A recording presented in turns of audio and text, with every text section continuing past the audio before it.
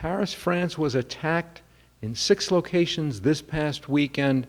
The culture which looked at the Israeli-Palestinian conflict and blamed the Israelis for the Palestinian terror against them suddenly now looks different. You spent a lot of time in Europe yourself. What are the Europeans finally coming to understand about Israel's plight and the threat of Islamism on their own shores? I would think that the Europeans would learn from this. I don't think they will. I think that they're so brainwashed into the progressive leftist mindset, as it were, that it's just impossible for them to literally to survive, to pick up a gun, to defend themselves, to say that this is evil. What they'll probably try to do is like what Obama does, is say this is a police action, it's a few individuals, Islam is a religion of peace, we have to get rid of some of these radicals. Well, that's not how it works.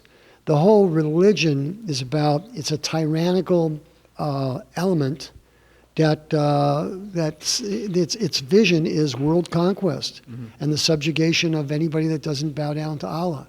So I think that, first of all, I find it interesting as history plays itself out once again, the fact that it was okay for them to murder and gas and rape and dispossess 6 million Jews. Everybody was quiet then. Only now is everybody getting excited about 160 or 100 people that got murdered, and now we hear people starting to talk. Where was that talk and activity in the early 40s and late 30s in Germany and in Europe? So I look at this as you can draw your own conclusion. I find it ironic that a society that was built on an Aryan cult trying to uproot the German society, trying to uproot, even though it didn't occur in Germany, it was France. I consider the French even more anti-Semitic than the Germans. And now that could be argued. Does that come from Catholicism? I don't know, but it's a fact. The French are way more anti-Semitic than the Germans. And the fact of the matter is that they decided to get rid of the Jews, who were nothing but a positive influence in their society in terms of commerce, in terms of education, culture, art, everything. Which people? The Jewish people. No. But you say they got rid of the Jewish people. It doesn't matter. The Europeans have turned their back on Israel, on the Jews, have declared war on Judaism and on Israel, and instead, now we see them welcoming the very forces of darkness that will destroy them. So it's a very complicated picture, but it's basically a civilization that's ready to commit suicide. That's the only conclusion we can draw.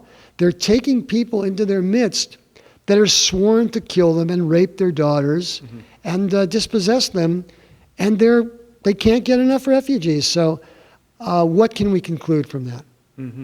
Do you think that they're viewing Israel and Israel's fight any differently now that they're seeing the nature of this terror? I don't know if they're going to connect it to the fight of Israel. First of all, if they want to survive, they'll find the means to survive. They're not going to worry about the fight that Israel has. They never worried about it before. I don't think they'll ever worry about it.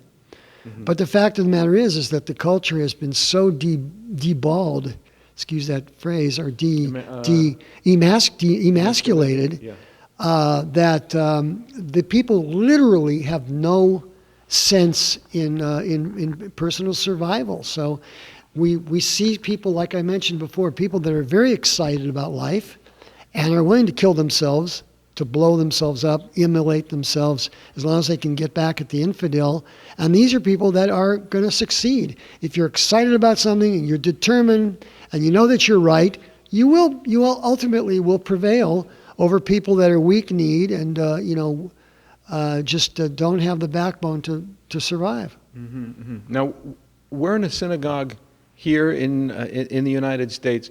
If you were to ask the majority of synagogue rabbis throughout the U.S., that they would take the tack that we should grieve and mourn and associate ourselves with the victims rather than vigilance for the Jewish people or for Western civilians. Yeah, again, that's an example of the sickness and the pathology that is pervaded itself in the Western culture. I mean, lighting candles and mourning and breastfeeding and all that for the dead, that's fine, but let's make some positive, decisions to survive and to turn things around. I don't see that happening. Apparently, some of the countries are closing their borders. Well, that's not going to do any good. You've got millions and millions of Muslims within the country that are citizens who are basically Trojan horses for the Muslim, juggernaut that is determined to turn these countries into Sharia-compliant countries. So, you can close your borders, that's fine, but now within your borders, you've got an alien population that is basically at war with you 24/7. I don't see anything that indicates that other than compliance with the Muslim, the Muslim script. Other than that, I don't see the countries doing anything to survive. Mm-hmm. How do you suppose this bodes for American attitudes beyond this week in planning out a future after Obama? Well, first of all, one way we differ from the Europeans is that there's two words. It's called Smith and Wesson, and the Europeans don't have that advantage. We still have a Second Amendment. The Americans are still they're aware of what's going on, and as somebody mentioned before, that's the reason why the Japanese didn't attack the United States, because they knew that we had so many weapons there was nothing they could do here. However, we are slowly but surely being, just like the Europeans, dumbed down, and that Islam is a religion of peace and all that sort of thing.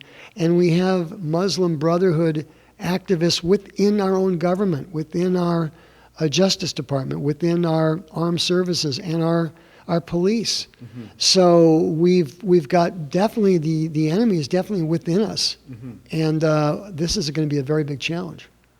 Mm-hmm. While not a congregational rabbi yourself, do you feel that rabbis and members of the clergy have a business to be involved in politics and the condition of society outside of religion?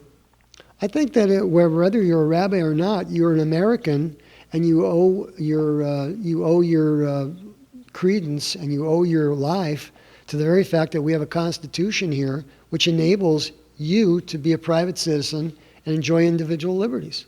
So just by that very, the nature of things, we need to speak out, we need to educate, we need to advocate, and as far as the fact that we are leaders and quote unquote enlightened, perhaps, all the more so is it incumbent upon us to speak out and to let our fellow Americans know what's going on. Because if we don't speak out, then who will?